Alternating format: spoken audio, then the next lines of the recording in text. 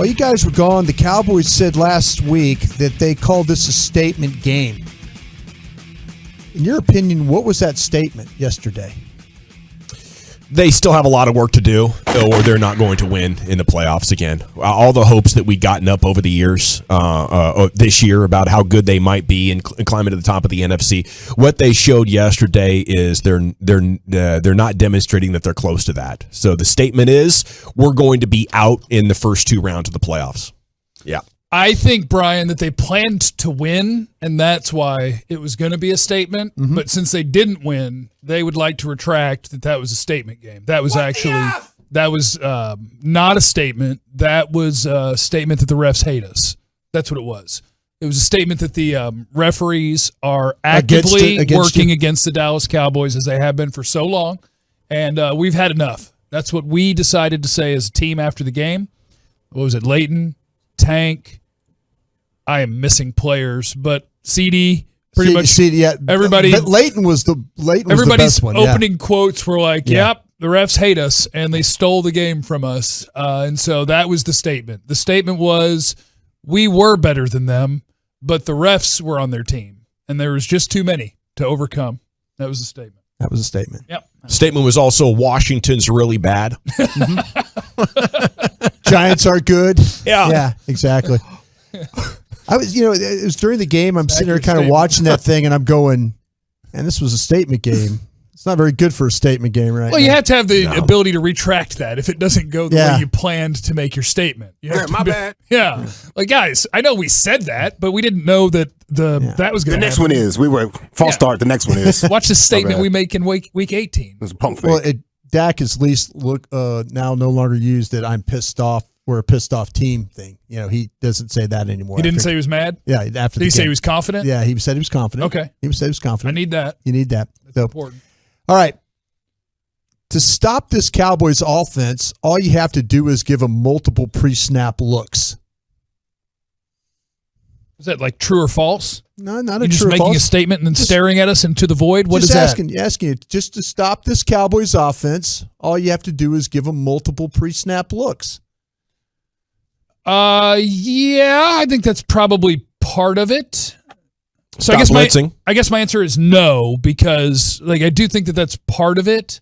And another part of it is, man, I'm about tired of looking at a box score where they put 4 people in the freaking box and you run it for 2 yards a carry. Mm-hmm. Yeah, I'm about tired of seeing that in a box score. I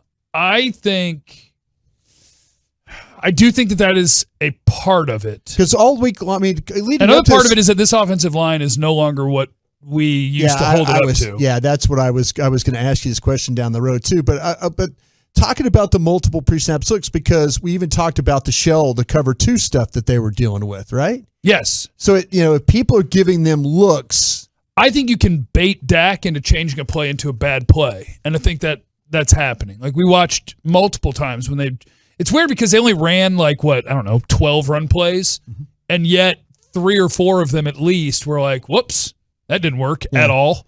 Maybe we need to block Chandler Jones there. Yeah, and as a team that is going to throw now 70% of the time, teams don't expect you to run. They're not playing you to run. They're not playing you to run at all. Still stuffing the run. Yeah. That is very bad. That's a bad look for your offensive line. Yeah. That they are committing no resources to stopping it, and it's still stopped.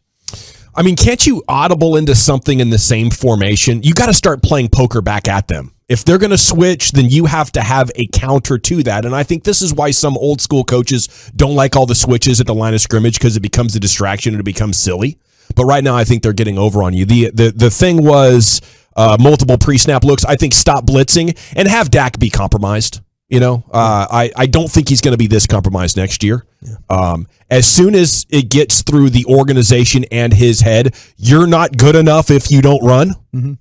Then I think he's going to be prepared to run a lot. And if that's losing weight, if that's, building muscle strength. But I think that the part of his body that was hurt, see, this is what I'm talking about.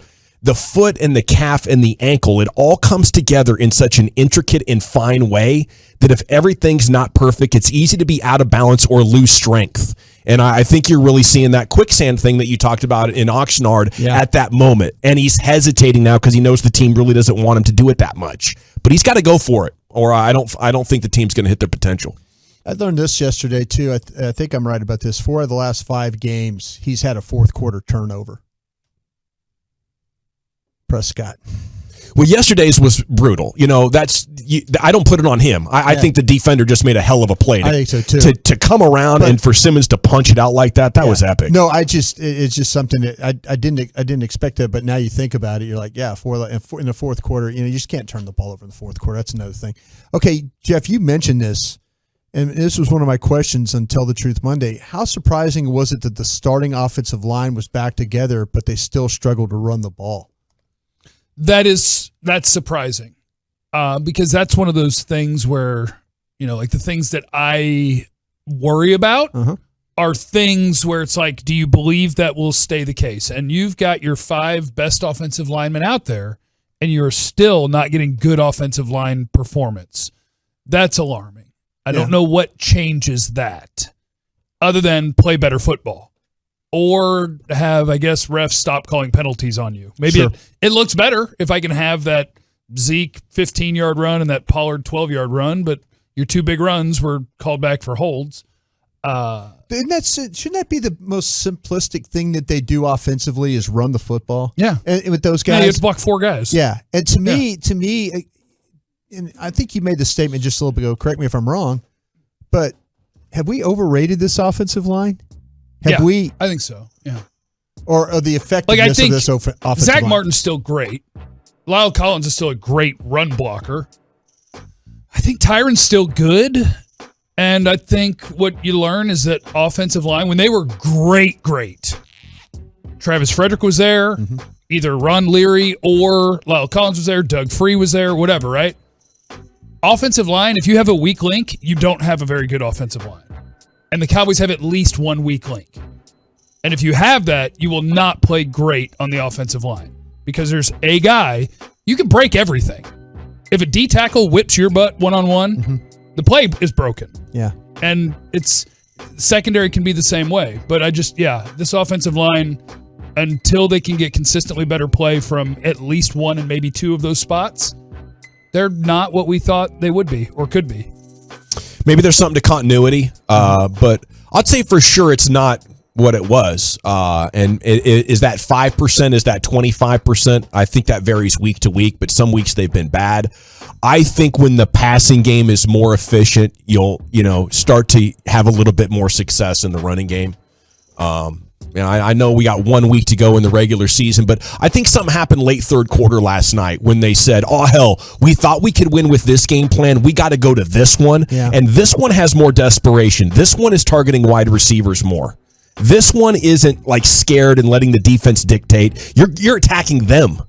And I hope that a switch is going to be flipped once we get to the playoffs and we'll see things flow a lot better. I didn't see the imagination, and then boom, you have that slick play where Cedric Wilson is in motion and it goes back the other way. That was schemed open. Yeah. I mean, he broke that guy's ankles. Yeah. It's like, boom, first down. There you go. That's free. That doesn't require any reading from Dak. That's Kellen Moore hooking you up. Yeah. So I do think the offensive line is not the same, but I'll just say the play calling is weird. They were so good at running for the first 7 weeks of the season. It doesn't add up to me. Still doesn't add up. Okay. My final thing real quick here, if we could, and maybe it won't be quick. Gallup out. Can I interest you in Antonio Brown? Yeah. Played 7 games this year, had 3 100-yard games. The guy can still really, really play. Now I'm interested. That doesn't mean I'm doing it, but I'm calling his agent. I'm trying to investigate. Were Tampa totally mean to him? I'm not trying to excuse his behavior. It's bizarre. It's erratic. There's 3 years of evidence now, but we only need it to be good for 5 weeks. So if I hear that he had a personal issue with the guy who told him to get back on the field, his ankle was really hurt and he just had enough, fine. I'd be willing to do it because I think he's still that good. I think he's still that good too. And I also want no part of it because I think it's more likely that he's bad for your team. Like they came back and won that game as soon as he quit. I think it's more likely he's bad for your team, and I think it's really important, which I know a lot of times in sports will be like, I don't care about this part. I only care about what can you do on the field. That's why Antonio Brown is still a crazy bad person. is because so many teams were like, right, but he's still good. Yeah. Sign him. Yeah. So he has not had a chance to either hit rock bottom or be accountable for one of his either felonies or accusations or whatever, because when you're a person of means and talent, well, then you're going to do well in the courtroom. You're going to do well with legal allegations. You're going to do well at continuing to get income from these teams who keep paying you. There's a lot of things, at least one thing, and maybe many things wrong with Antonio Brown. And he desperately needs help, but you can't force somebody to get help that doesn't want help, especially if you're never convicted of anything. So if you have money and everybody who tells you no, you just tell them to bleep off. Yeah. He couldn't for 24 hours not threaten somebody who accused him of sexual assault in New England, so he got cut. With the Raiders, he froze his feet off, and then he was going to retire. He was going to retire because he didn't like that particular brand of helmet. The dude has been a train wreck for years and years and years. Mike Tomlin should go to the Hall of Fame for the fact that he survived with that dude, and we did not know everything that was wrong with him for that long. I'm not interested in Antonio Brown, except to get him to therapy. I'm interested in getting Antonio Brown. That's what I meant. I'm going to bring him in and get him to therapy. Get him a therapist. Yeah, I'm going to bring him in and get him to therapy. The dude needs help, and he's not going to get it if you keep paying him. But whatever. I'm afraid that if he does get therapy, it would be a VH1 therapist, and it's going to be on television, and he's going to capitalize. Yeah. I heard the dude is making like a Netflix series or something right now. Our guy, Antonio Brown, committed a felony in the middle of the year, and we didn't blink. No. The fake vax card thing is a federal offense, and we didn't blink. It was Antonio Brown. What do you mean? Yeah, of course he did. Have you seen him catch though? Boy, getting open. I'm gonna take the top off the defense, fam. You want to help? You want to help? We're Dak? talking football. Yeah. You want to help Dak underneath, run after catch? Care about no COVID right now. Okay, all that said, yes, I would bring him in. He's really good. He is amazing still. It's crazy at 33 years old.